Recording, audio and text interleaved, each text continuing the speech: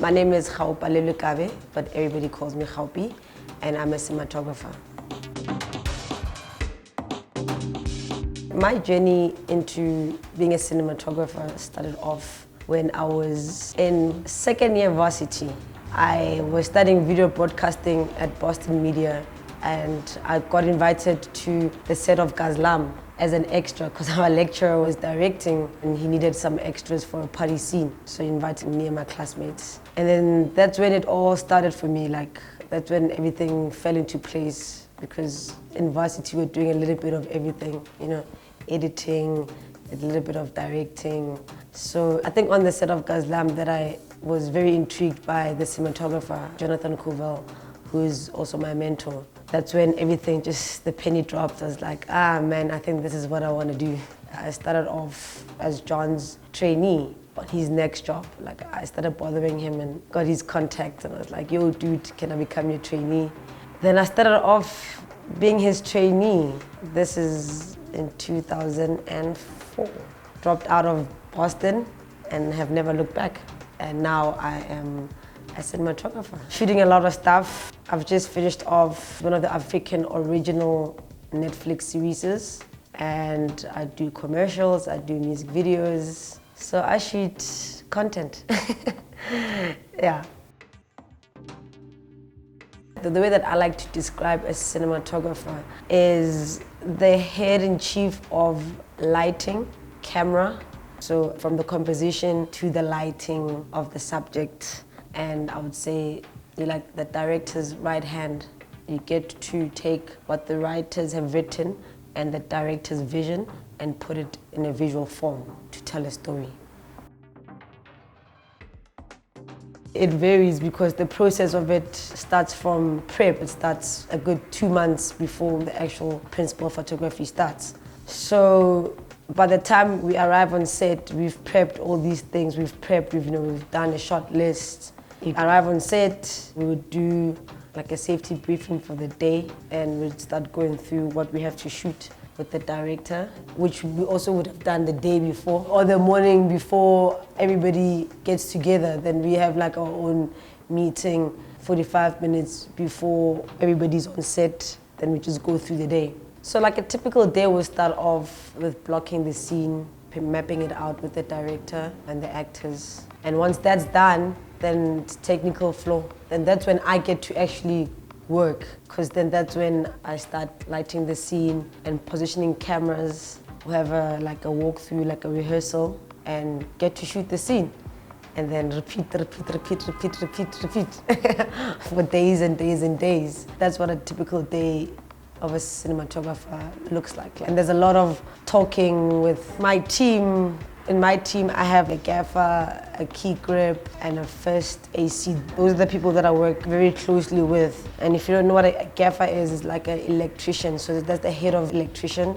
And then the key grip is the person that would be in charge of putting any mount where the camera will be going or any rigging. And the first AC is the focus puller. So the person that makes sure that the picture is always sharp via storytelling. So those are the people that I would be talking to most of the time while setting up. When the actors get back on set, have a chat with the actors as well about their positions and where they're positioned, and if they move too forward and they're out of the light or in the light, what's the area that they can play within. That's what a typical day looks like.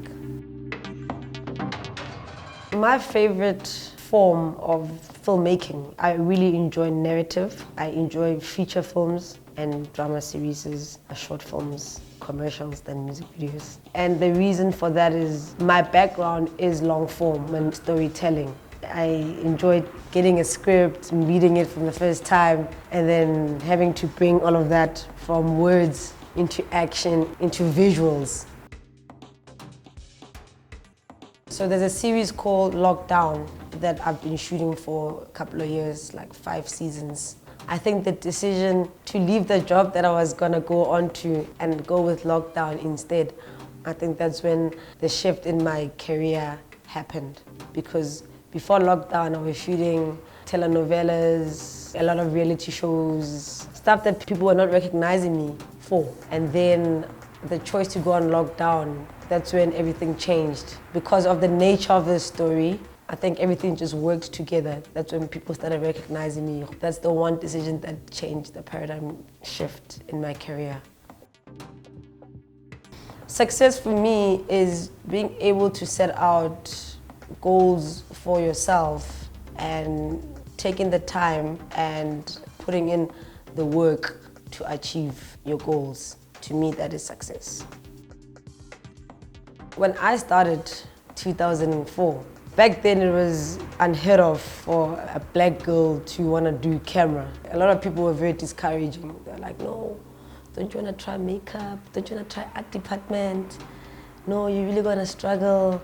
The cameras are heavy, the equipment is heavy. There's like a lot of negative folks that were discouraging the journey. That was somewhat a challenge, but I guess I was just like, I'm not going to listen to you guys. I listen to the 3 people that are saying, no, go for it, pursue it. There are no girls as it is in this department, so why not? So a lot of the challenges came in that form, like people never took me seriously. Gender barriers, like being a black female and then queer. It's like the bottom of the hierarchy.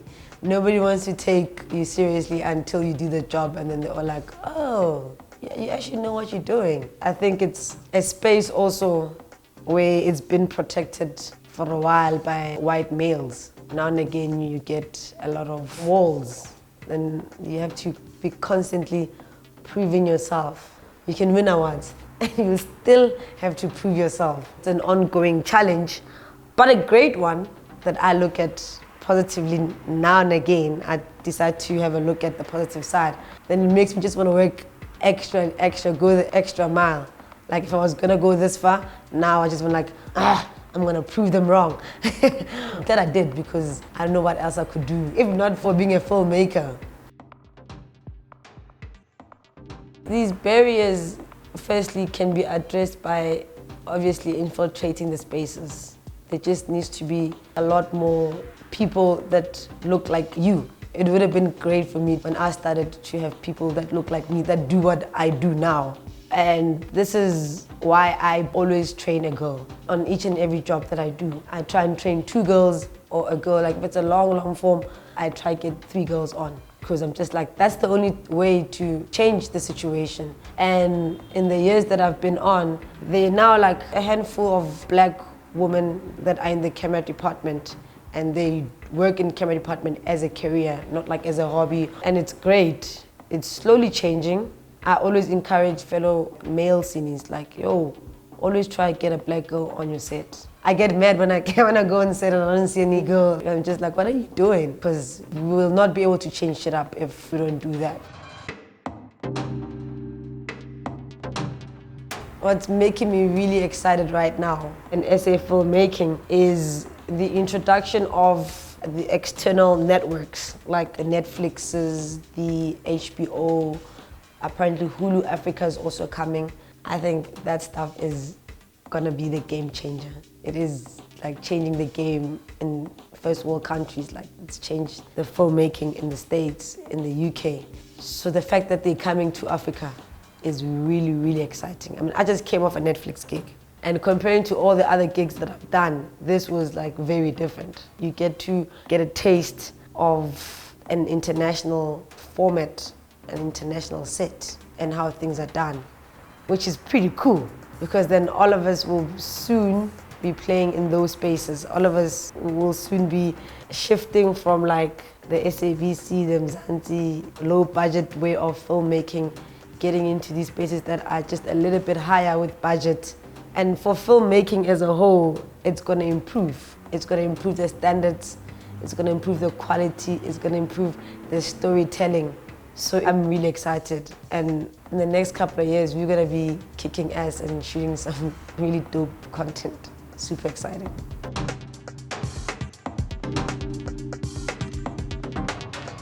The way that I look at filmmaking is like a team sport. From the guy at catering and craft services that's making coffee to the director and the number one, the actors. Everybody has got their role and every role is just as important. I always tell my team that I can't do this by myself. Not possible. Like, I need each and every single one of them to do their part so that we can all shine. You need each other in order to make the whole piece. The one thing that I wish I had known earlier is to take the chance. I held back quite a lot when I was climbing up the ladder, which is not a bad thing. I'm actually quite happy with how everything has turned out. But there were opportunities that I could have not let go of. I could have just jumped in. But because I was scared and nervous and felt like I was never ready, so I always pulled back. Now looking back, I'm like, I should have just jumped at those opportunities. Because what's happening now with the younger filmmakers, they cannot be told to, hey, you must firstly do this and then do that. And they're like, nah, I got a camera, I got lenses, I got this, I've got lights, I've got friends, we're gonna just go shoot content. And it's great to see. I think for me, for the path that I wanted to take, the path that I'm going on and the path that I'm on, I'm glad that I did it this way. I'm glad that I waited. I'm glad that I pulled focus. I loaded. I operated. I still operate, like on international shoots, because it's making me the cine that I am. And now and again, you compare yourself to your people in your age group and you're like, these guys. You look at their journey, you look at your journey, and you're just like, fuck, had I just jumped in earlier, I would be further. But the thing is to never compare. But I'm glad that I went through everything that I've gone through because it's also setting me apart from a lot of the other gents. My advice to aspiring filmmakers is if you have an idea, do not sleep on your idea. There might be challenges regarding resources, money, but the one thing that is available now that wasn't available when I started is the internet. Make use of that smartphone. People are even shooting on phones.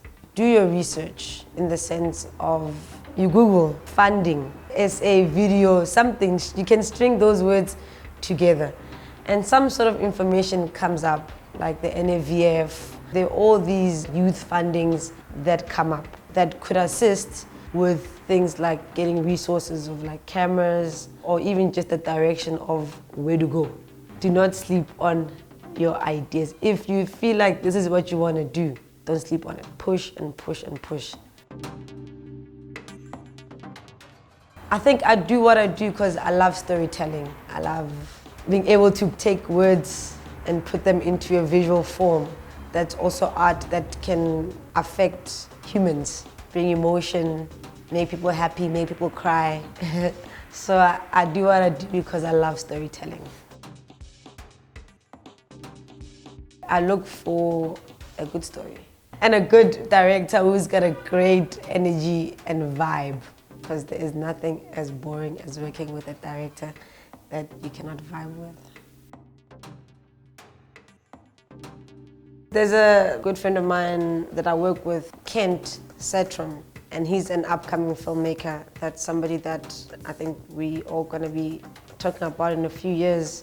And a lady that I work with, Fifi Somoro, she is a force to be reckoned with.